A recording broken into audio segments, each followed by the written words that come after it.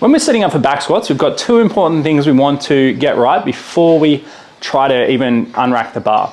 First thing, bar height has to be between middle of the sternum and the chin. So this is the space that we want the bar to be resting when it's sitting on the rack. That is so we can stand up straight up into the bar when we go to unrack it. Second thing, we don't want to unrack facing away. So we always want to unrack the bar facing into it and stand up. Because the last thing that you want to do is be facing the other way after you finish a hard set. Try to put on your reversing sensors and then you have to go onto your tippy toes because the bar's too high. So make sure, here's the sweet spot, and you're always facing into the rack when you unrack the bar. For today's demo, I'm going to unrack it this way so that you can see what I'm doing. So setting up, we want hands outside shoulders. You might even want to get under the bar and pull yourself into it. So imagine that you're pulling the bar down into your shoulders. That's going to help keep it stable, which is super important when we're squatting. So pull down, stand up. I normally go 1, 2, 3, and I would do the same if I'm facing the other way.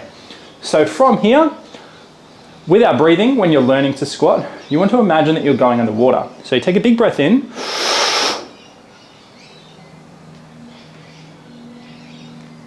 and come back up. So obviously you can't keep breathing in while you're on the way down, and you can't be trying to exhale on the way down and then try and breathe in on the way up either.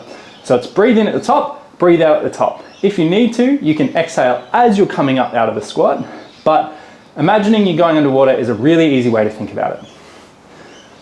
What you need to focus on is having really balanced feet and creating as much stability by using your shoulders and back to pull the bar into your core. And after we've just done the core breathing drills, we can go and we know what we're going for our stability, squeeze the glutes, and we want equal hip and knee movement down to as deep as a position as comfortable.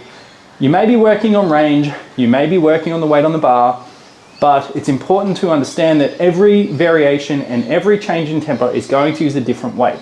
So make sure that you're using an appropriate weight for the variation that you're doing. So all in all, it's big breath, down as deep as you're comfortable, and then driving back up for each and every rep.